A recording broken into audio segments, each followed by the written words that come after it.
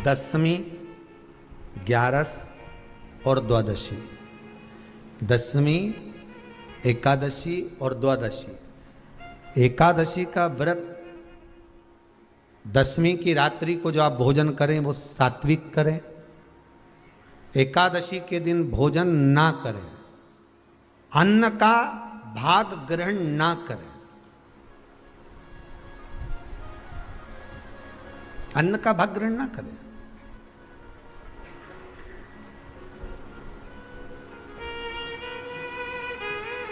कितना सुंदर कहा है महाराज जी। यदि आपके यहां पर गौ माता है, आपके घर में अगर गौ माता विराज रही है, आपके घर में अगर गौ माता है, गाय की अगर आप सेवा कर रहे हैं, अच्छा कितना सुंदर लिखा है धेनु मानस में। गीता प्रेस गोरखपुर की गौ अंक को निकालकर पढ़िए कल्याण का, उसमें लिखा है ब्रह्म मुहूर्त में सुबह के समय पर गाय की पूंछ को पकड़कर या गाय की रस्सी को पकड़कर जो 2 कदम भी चल लेता है, उसके लिए भगवान विष्णु बैकुंठ का मार्ग और कुबेर का मार्ग प्रशस्त कर कर खोल देता। जरा पढ़िए, धेनु मानस को पढ़िए, गौ अंक पढ़िए, गीता प्रेस गोरखपुर का कल्याण का अंक निकाल कर पढ़िए कि गाय का मात्र रस्सी पकड़कर 2 कदम चलने वाले के लिए मार्ग प्रशस्त हो जाता।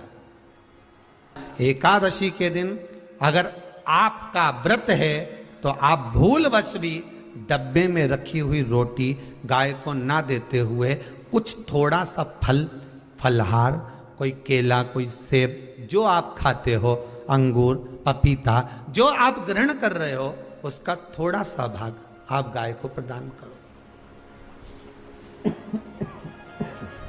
आप गाय को दीजिए।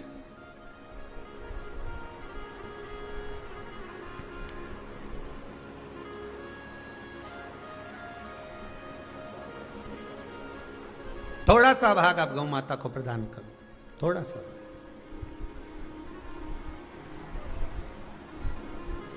सारे व्रतों में केवल एक व्रत ऐसा होता है एकादशी का, जिसका उद्यापन पहली एकादशी पर भी कर सकते हो।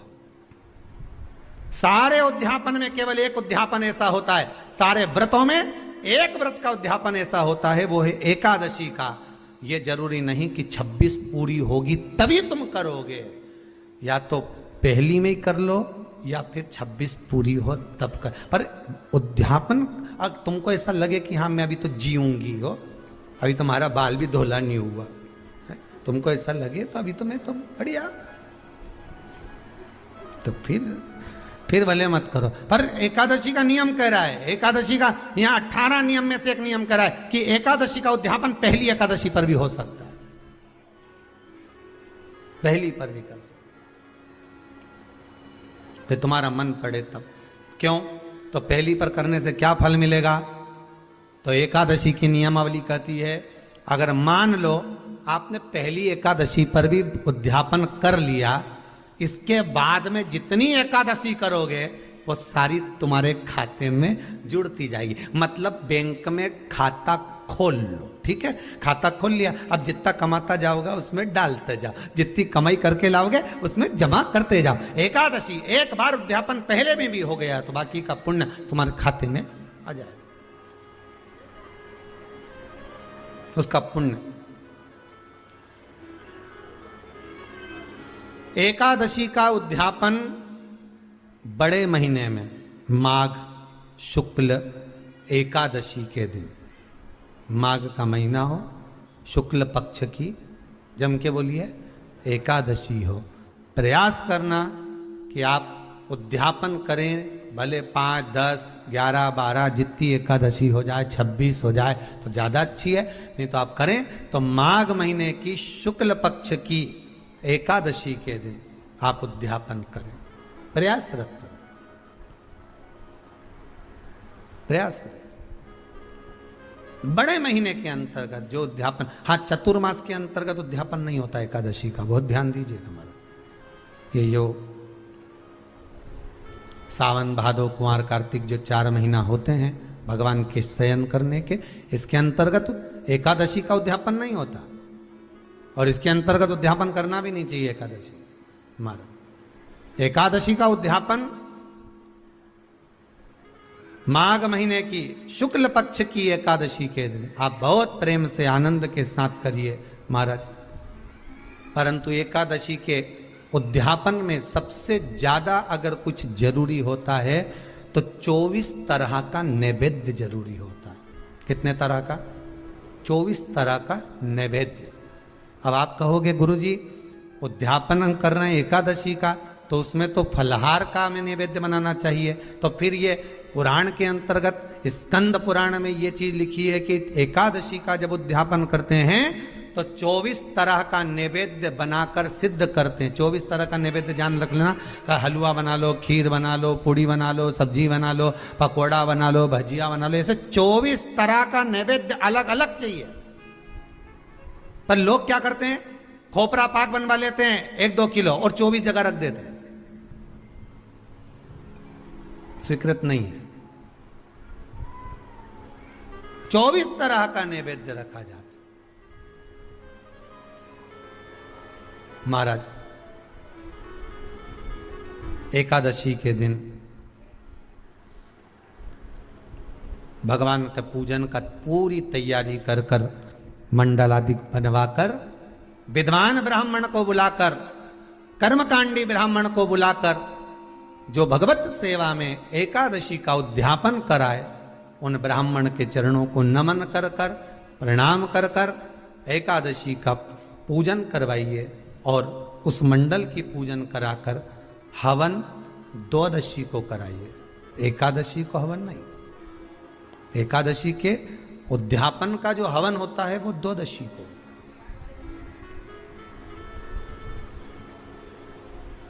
एकादशी का उद्यापन द्वादशी को बड़े प्रेम से आप खूब आनंद से हवन पूजन कराओ। पूजन कराने के बाद, हवन कराने के बाद 26 जोड़े ब्राह्मण ब्राह्मणी के बुलाकर भोजन कराकर उनको भाव से जो आप समर्पित कर सकते हो, जितनी आपकी सामर्थ्यता हो, उस सामर्थ्यता के अनुसार आप दान धर्म पुण्य करो, आप उन्हें प्रदान करो। और बन सके तो एकादशी की रात्रि को भी जागरण करें और द्वादशी के दिन जिस दिन हवन करें उसकी भी रात्रि को कुछ जागरण करें।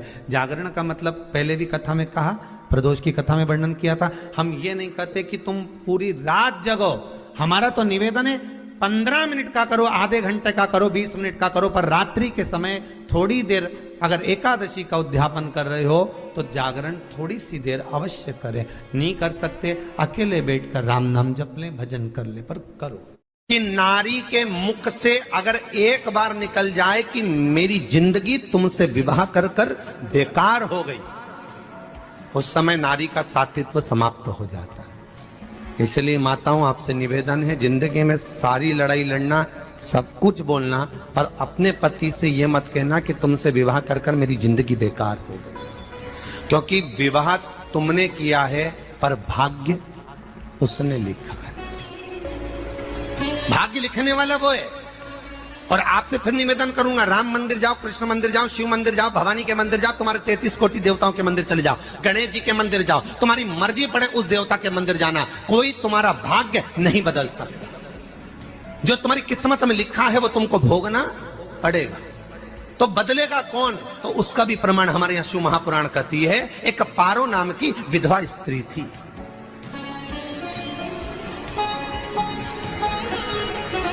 क्या नाम है उसका? नाम पारो। विधवा है, पति नहीं है, एक बेटा है। और विधवा स्त्री जो थी वो गर्भ से थी, उसका संतान नहीं हुई थी, पति मर गया था, वो गर्भावस्था में बेटा रह गया और पति चले गए। पारो बड़ी दुखी थी, भगवान का भजन करती बहुत, घर में कुछ भी नहीं था। जो व्यापारी, जो धन था उसके पति का, वो सब लोग खा गए। जब जैसे व्यक्ति जब तक जीवित है तब तक संसार उसका है, जैसे ही वो गया उसका सारा धन भी उसके साथ चला गया। व्यापार धन रो। पारो आंखों से अश्रु बहता है, नैनों से जल बहता है, नैनों से बिंदु बहता है। और पारो की आंखों से जब आंसू बह रहा है, अश्रु निकल रहा है, जल बह रहा है, बेटे को जन्म दिया। उसने सोचा अपनी जिंदगी तो बेकार हो गई, पर बेटा जन्म लिया तो इसका नाम अच्छा रख दूं तो हो सकता है भाग्य आगे अच्छा हो। तो उसने उसका नाम भाग्य सिंह रख दिया। क्या नाम रखा? भाग्य सिंह। भाग्य अच्छा रहेगा इसका, तो हो सकता है कुछ अच्छा कर ले। पर बेटे की भी किस्मत इतनी प्रबल नहीं थी। माँ जगह जगह बर्तन मांझ कर काम कर कर बच्चे का पालन कर ली। बच्चा थोड़ा बड़ा हुआ। माँ मेरे सारे मित्र सेठ हैं, अब मेरा ही किस्मत, मेरा ही भाग्य ऐसा क्यों है? मेरी ही किस्मत ऐसी क्यों है ऐसा?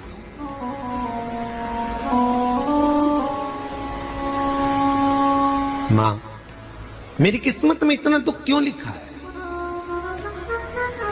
माँ भोजन तक हमको समय पर नहीं मिलता, हमारा भाग्य ऐसा क्यों है? माँ हमारी किस्मत ऐसी क्यों है? माँ कहती है बेटा जो ललाट पर लिखा उसे कौन टाल सका। माँ बच्चों को समझाती है, माँ बच्चों को कहती है, धीरे धीरे समय निकलता है। माँ एक बार बता माँ, तू कहती है कि सब भगवान ने लिखा है भाग्य में, तो भगवान का मिलेगा मुझे बता दे। माँ बोलती है ऐसी कोई जगह नहीं जहाँ भगवान नहीं।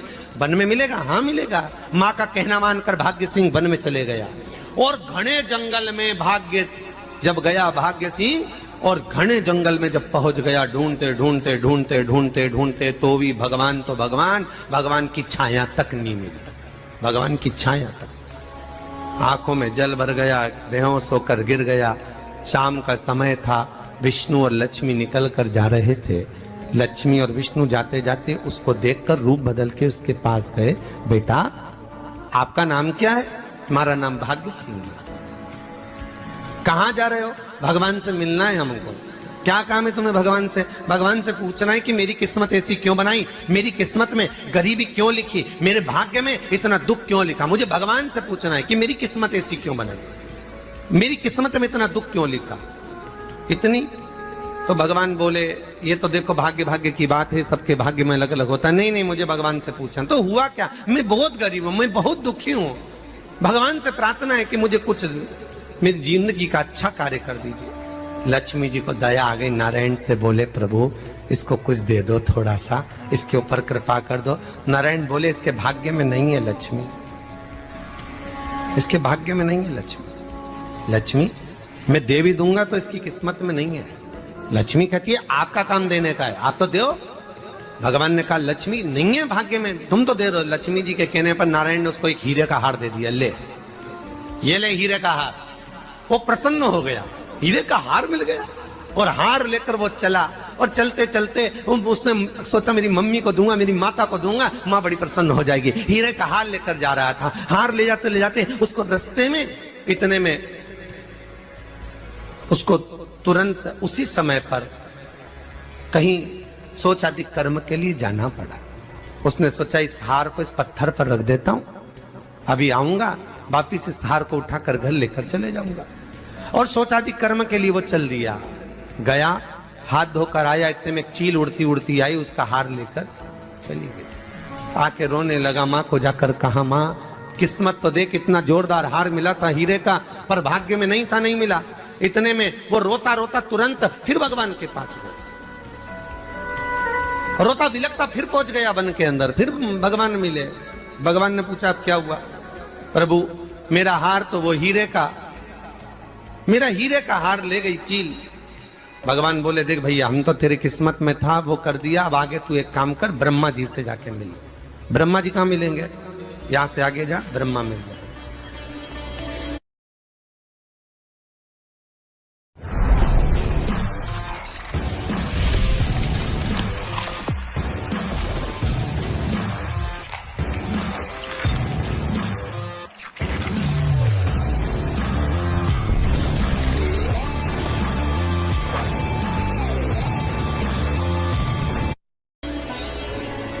ब्रह्मा के पास गए।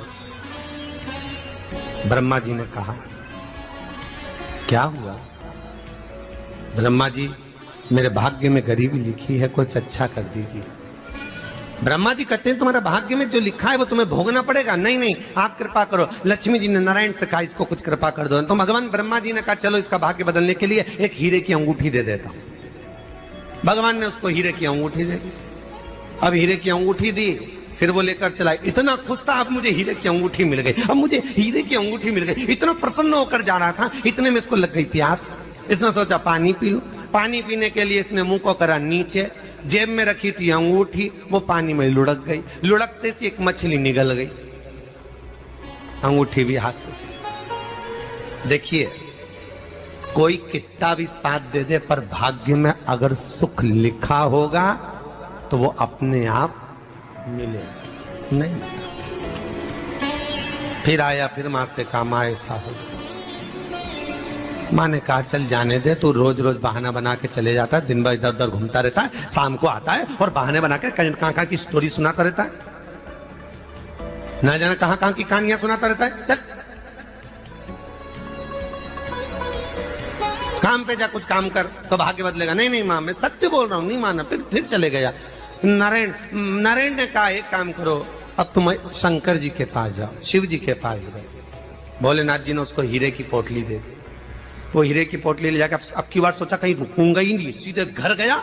मम्मी को याद करा, माँ नहीं थी। उसने एक लोटे के अंदर हीरे रख दिए। मैं माता को ढूंढ के आता हूँ। माँ को ढूंढने गए, इसमें चोर घुस गए घर के अंदर, लोटा ही ले गए हीरे का। फिर आके देखा, फिर माँ ने कहा, फिर बहाने बनाया तूने, फिर स्टोरी सुने, फिर कहानी सुने। माँ मैं सत्य कह रहा हूं, सत्य कह रहा हूं। आखिरी में हार गया। फिर भगवान विष्णु और ब्रह्मा ने एक ही बात कही, तू शंकर के मंदिर की चौखट पर जा। वहां क्या करना पड़ेगा मुझे? कुछ मत करना, केवल उसकी चौखट पर जाकर उसका दीदार करना, उसका दर्शन करना। उससे क्या होगा?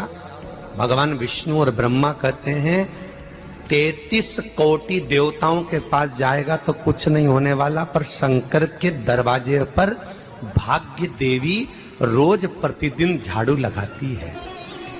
कौन झाड़ू लगाती है? भाग्य देवी। आपसे निवेदन है, बहुत सुंदर कथा है, इससे समझना कि विष्णु ब्रह्मा राम कृष्ण आदि 33 कोटि देवताओं के पास तुम चले जाओ, कोई तुम्हारा भाग्य नहीं बदल सकता। हाँ, अगर भाग्य देवी का तुम स्मरण करो, किसी मंदिर में जाना तो ये भगवान से कहना भगवान लक्ष्मी दो। भगवान से लक्ष्मी मत मांगना, भगवान से कहना मेरा भाग्य ऐसा कर दो, या भाग्य देवी की कृपा मुझ पर बरसा दो जिससे मेरा भाग्य बदल जाए, कुछ अच्छा हो जाए मेरी जिंदगी में। तो जाके शंकर के मंदिर के बाहर खड़े हो, भाग्य देवी मां झाड़ू लगाती है, भाग्य देवी उनकी चौखट पर बैठी रहती है। तू जा, उससे क्या होगा? बस देवता तो तेरी जिंदगी बदलने के लिए कब से इंतजार कर रहे हैं, पर तेरा भाग्य नहीं बदल पा रहा। तेरा भाग्य बदलेगी तो भाग्य देवी ही बदलेगी। गया, शिव मंदिर के दरवाजे पर जाकर खड़ा हो जाता, भीड़ होती तो दरवाजे से दर्शन कर लेता, बाबा से नयन मिलाता, रोज प्रतिदिन जाता। एक दिन शंकर जी ने भाग्य देवी से कहा, देवी इसका भाग्य बदल दो। देवी कहती है, भोलेनाथ इसकी किस्मत में ब्रह्मा जी ने यही लिखा है दुख, इसकी किस्मत में ठोकरें खाना ही लिखा है। भाग्य देवी तुम मेरे दरवाजे की झाड़ू लगाती हो, आज इसके भाग्य की झाड़ू लगाई। भाग्य देवी ने कहा, भोलेनाथ आप कह रहे हो? हाँ मैं कह रहा हूं, क्योंकि मेरे दरवाजे पर इतने दिन से रोज आ रहा है और मेरे दरवाजे से खाली चले जाए अच्छा नहीं लगता। भाग्य देवी ने भाग्य बदला। एक सोने का सिक्का झाड़ू लगाते लगाते दरवाजे पर पटक दिया। उस सोने के सिक्के को लेकर वो चला और सोने के सिक्के को ले जाकर उसने माता को दिया। अब भाग्य कैसे बदलता है वो देखिए। सोने का सिक्का लेकर गया और तुरंत वो सोने का सिक्का घर में पहुंचा। रात से ठाठ हो गया, बेचकर भोजन की व्यवस्था करी। एक दिन मां ने सोचा कुछ ऐसा करूं कि मैं मछली का व्यापार करूं, और मछली खरीदने के लिए गई। और मछली खरीदने के लिए गई, जो मछली मिली दे तो दी व्यापारी ने, परंतु घर लाते लाते वो मर गई। मरा तो काटा तो इसमें से हीरे की अंगूठी मिल गई। अंगूठी तो मिली, इतने में माँ ने कहा देखो भगवान ने बड़ी कृपा करी, हीरे की अंगूठी मिली। बेटे ने कहा ये मेरी ही अंगूठी है। मछली निगल गई थी। माँ ने कहा बेटा जाओ, थोड़ा आज ब्राह्मण भोजन करने आएंगे, थोड़ी लकड़ी काट कर लिया। बेटा लकड़ी काटने गया, एक पेड़ पर, सूखे पेड़ पर चढ़ा लकड़ी काटने के लिए। काटते काटते उसको पेड़ की डाली पे एक हार टंगा हुआ दिख गया। वो हार वही था जो हीरे का चील लेकर गई थी। वो हार प्राप्त हो गया। आते आते रास्ते में प्यास लगी, सोचा कहीं एक आध बर्तन मिल जाए, पड़ा हुआ तो लोटा पड़ा हुआ मिल गया जिसमें हीरे पड़े हुए थे। जब भाग्य चलता है तो सारी रास्ते अपने आप खुलते खुलते खुलते खुलते चले जाते हैं। जब भाग्य नहीं चलता तो चाहे कोई हीरा दे दे, चाहे कोई सोना चांदी दे दे, चाहे कोई फैक्ट्री खुलवा के दे दे, तो भी कुछ दिन में ठप्प हो जाए। भाग्य चलेगा तो धन आएगा, भाग्य नहीं होगा नहीं। तो भी कुछ मत करो, क्या करना है बोलो तो। जब भाग्य अगर दिक्कत दे तो कहीं जाने की जरूरत नहीं है, एक ही काम करना है, शंकर के दरवाजे पर जाकर उसका दीदार करना।